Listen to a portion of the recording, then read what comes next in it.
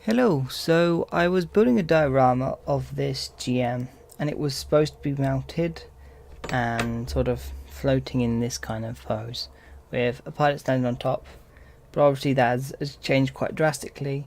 The problem I had, let's move that aside, shadow of it, is the technique I was copying comes from the Art of Mecha, I think it is, by Mig, but it's the Mig's second Gunpla book. It's subtitled In Combat, and there is a really nice Zaku one in there. It looks fantastic. It's very heavily weathered. I thought, no, I want to try copying that, and I tried copying it and found out the technique just doesn't work on a 144 scale.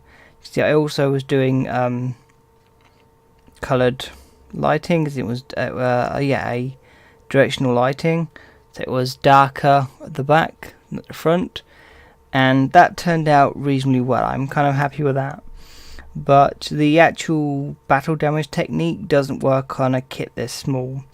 This is one of the reasons I recommend people don't try battle damaging until they get quite far into the hobby, because you end up with things like this which are just complete wrecks, which unfortunately the gloss varnish isn't helping any on this, because it's quite shiny, as you can see.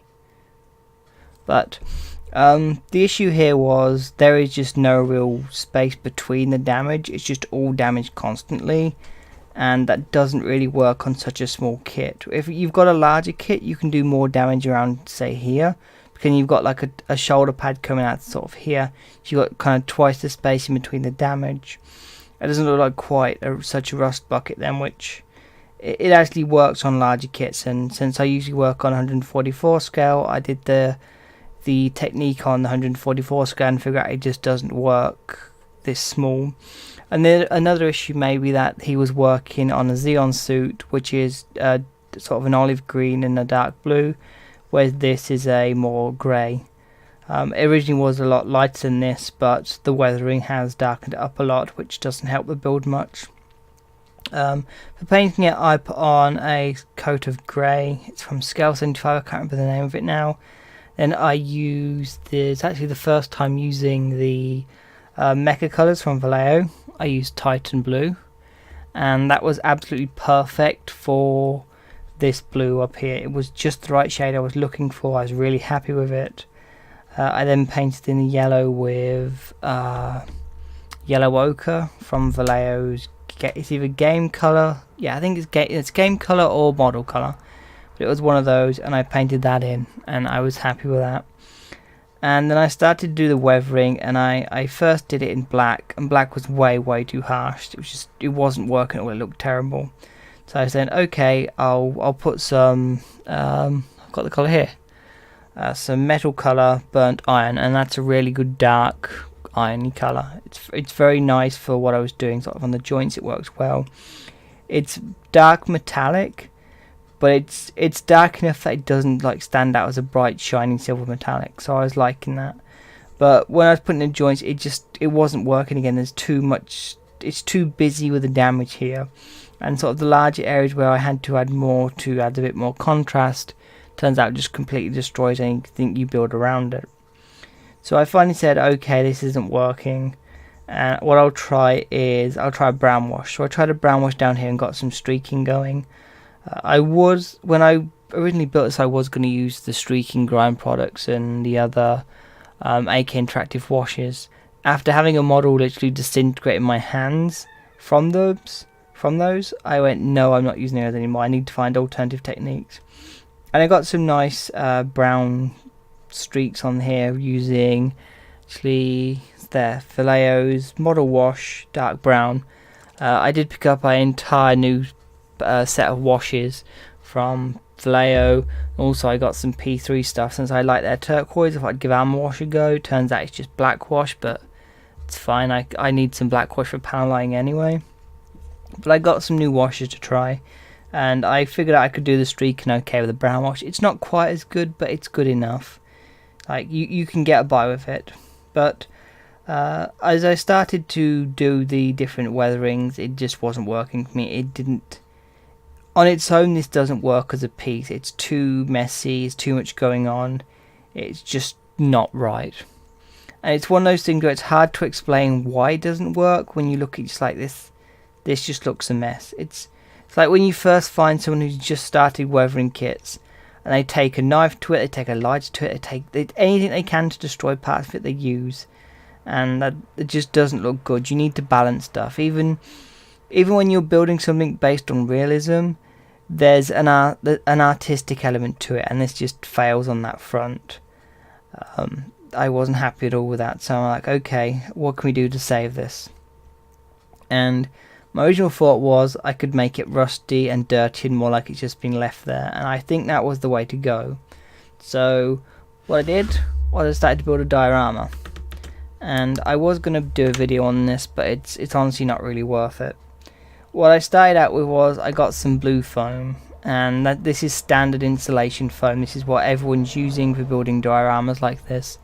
It's just simple blue foam and comes in big blocks. So I have a nice big chunky block. That was a very bad example considering you can't see any height, but it was a good sized block anyway. Then you trim that up, and you should really use electric heated tools to trim it because they cut through it nicely, whereas standard knives leave a lot of debris behind when you cut it. But anyway, I'd got lots of blue foam laying around. I think it's bluefoam.co.uk, does some really good deals on it. So I picked up a bunch of it just because it's something you can always use something in modelling. There's always something you can build out of it. When you just want to make a fast diorama like this took me a couple of hours. It's there, and you just chop it up, throw it on, and you're done. So I used the blue foam to build up this here, and I was originally going to go for a round crate with it sitting in the middle. I thought, no, it's not really what I'm looking for. I was planning to do a diorama with the ground type Gundam, and I'd got this picture of the Gundam stood back against a cliff face with forest all around it, and it was going to be in a camo scene. I'm like, this I like, and I'm probably still going to do that, but I was going to do an entire video on making that, and I thought, you know what, I can do a video on making this instead, which is exactly the same process but slightly different styled. But I didn't like the crater the way it was going. I didn't just think like a fist down in the middle and then something laying it was interesting enough for a diorama. It is a diorama, but a diorama should be telling a story, and that wasn't telling any interesting stories. This got blown up and left there. It's not that interesting. So I started to build the crater, and I started to build up stuff here. And one of the big issues was I had to get this to actually lay in here in some believable fashion. And since the arm here is glued at all the joints but the hand, the leg here isn't glued at the knee properly. It should have been completely secure, but it wasn't, so I can move that a bit. So I can get it in kind of a laying down pose where it's laying there erect, or sort of on its side a little, but there's enough wiggle room there to get it to lay down in this kind of fashion. So that's what I was starting to look at, and I positioned it and went, okay, I like this. I like how this is going, but my issue was it looked better resting slightly to the side here. You can see if you look down, which then brings a lot of attention to this side of the diorama and nothing's going on here. And that was just because the way the foam was cut and the way the putty started, not the putty, the filler started to dry. I normally don't use wood putty. I've never used it before, in fact, and I've heard good things about it, so I thought, you know, I'll get me a tub of that and give it a try, because putty's dirt cheap. Any sort of like wool filler putty's cheap. So I got a tub of it and I stuck it down, and the other piece I was working on for the sci fantasy group build, I did the same thing on that, and I tried sanding that and it just didn't really work. It's not sandable because it's slightly tacky. I think this kind of filler is built to secure wood, and wood expands and shrinks depending on how wet it is and how warm it is.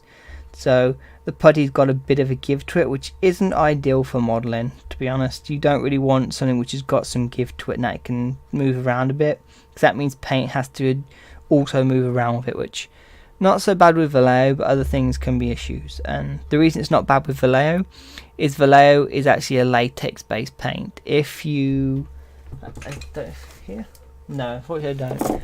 If you've got Vallejo paint dry on a palette, when you wash the palette, you'll notice it comes off in sort of a almost blue latexy texture when it comes up, and that's because that's how the paint dries, and that will seal down the putty.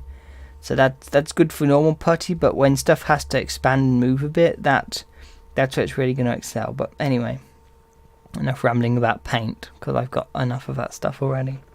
So the putty went in down here, and unfortunately it's still a bit wet. It's been 24 hours now, and it says 2 hours drying time on the tub, but because I've used it so thick in sort of here to build this area up around here, there's obviously some issues with it drying and with the camera getting pure white. So like I built around here, and this is honestly a bit square. It's not quite a real mounting scape. I would prefer, if I was going to show more of it, I'd prefer it to be more sort of down the front here, where it's kind of more organic shape. But that's fine, because the idea of this diorama isn't there's just a GM sat in the middle of all this junk going around it. I'm going to build up a forest scene using cluster foliage, which was the plan for the ground type as well, where you take cluster foliage and build levels up to get an entire forest going on. So I'm going to have a kind of the GM sitting here, or laying there, and sort of it's slightly covered over with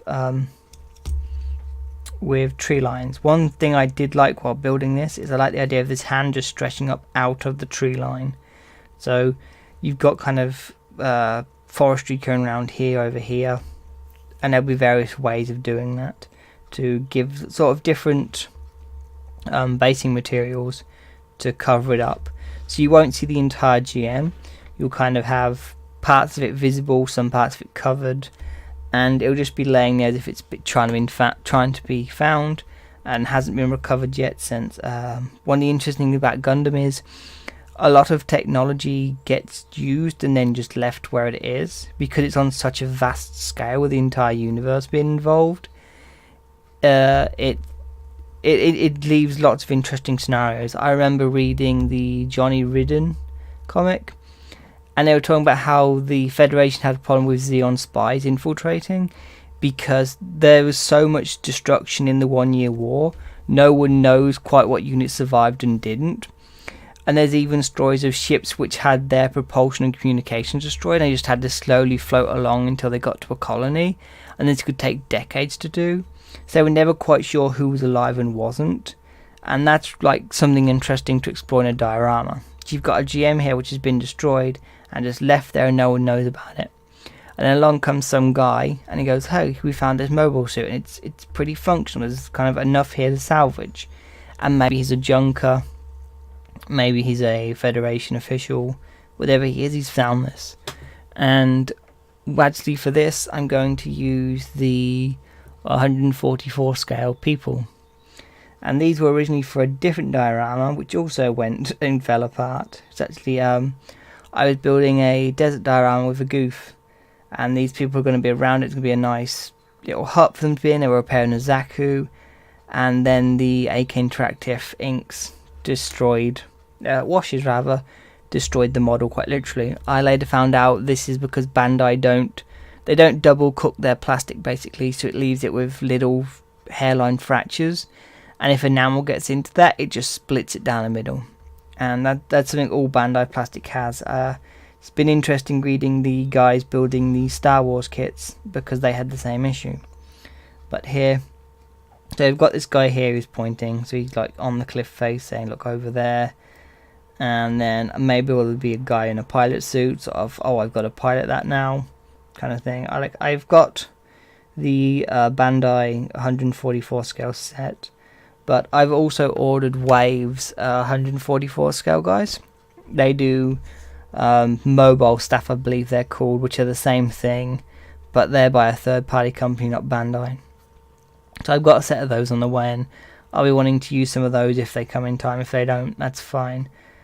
For the actual GM itself, I'm going to do a lot of rusting on various parts of it. This is prime for rusting just the way it's already laid out. It's dark, it's grubby.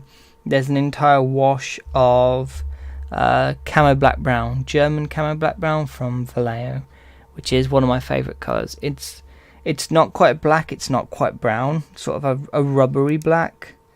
And that's really good for pretty much anything. If you're basing browns, that's one of the good ways to go. So it had a wash that was just really dark and it made it grubby.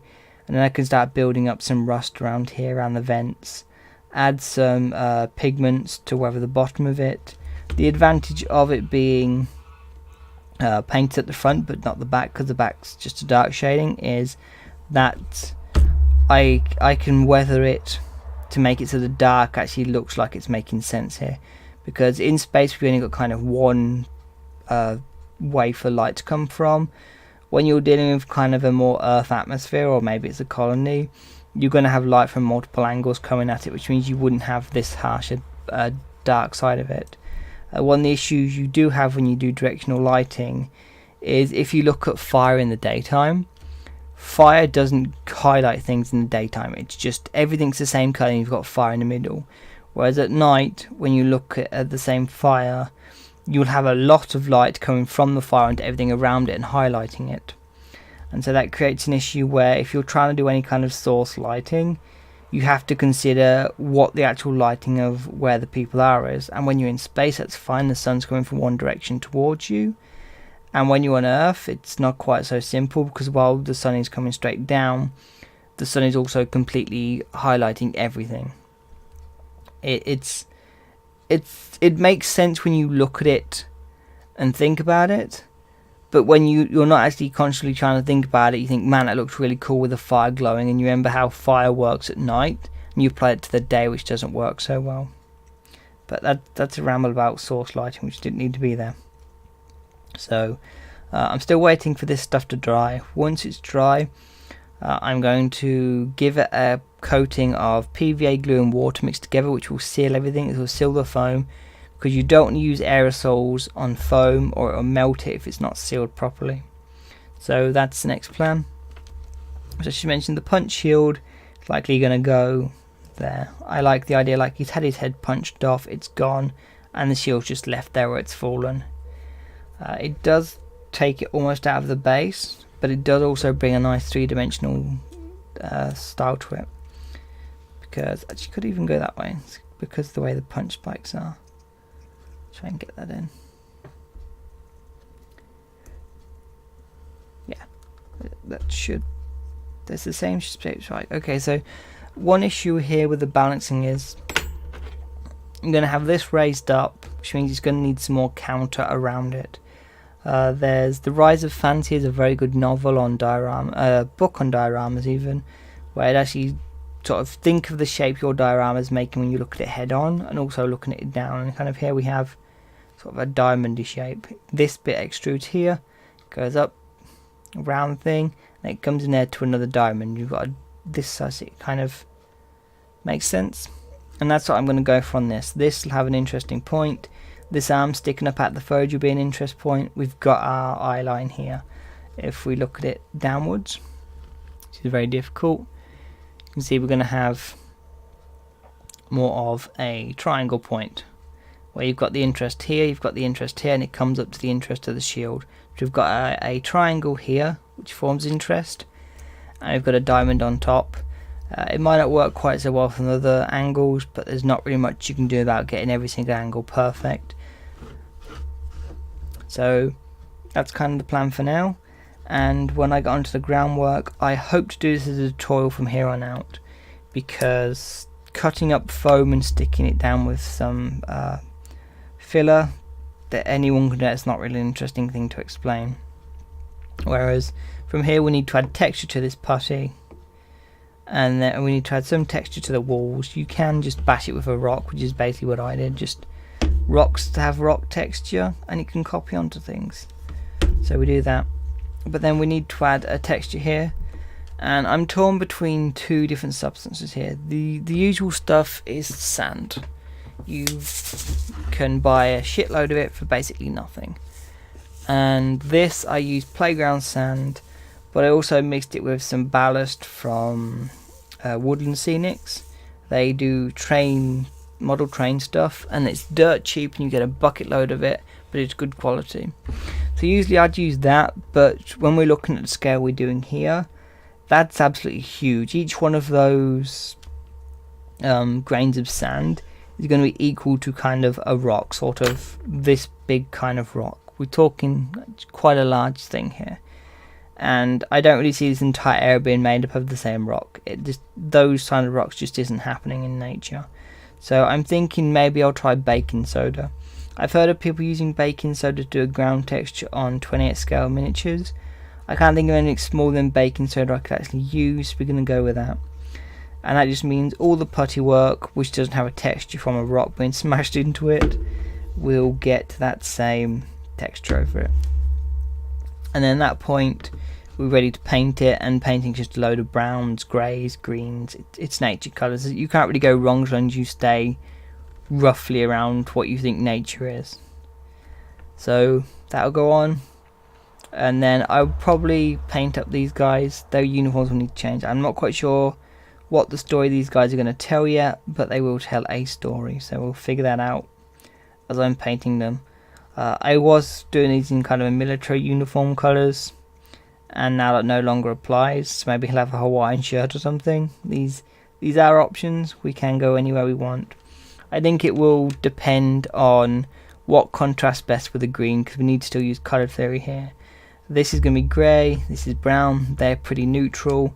The GM itself is going to be, it's not quite a neutral grey, but it's mostly a neutral grey. There's nothing here I need to balance with the colours around it, so I'm not too concerned with that. But that means if I'm going to put guys up here, I want them to be visible. I need to contrast with what they're standing around, which means lots of colours that contrast well with green, because there's going to be like 3 or 4 shades of green around here, where the lower area will be a darker cluster foliage and the higher areas will be a light one, given the idea of lighting, and that's pretty easy to do. But that's all for now. Thanks for watching.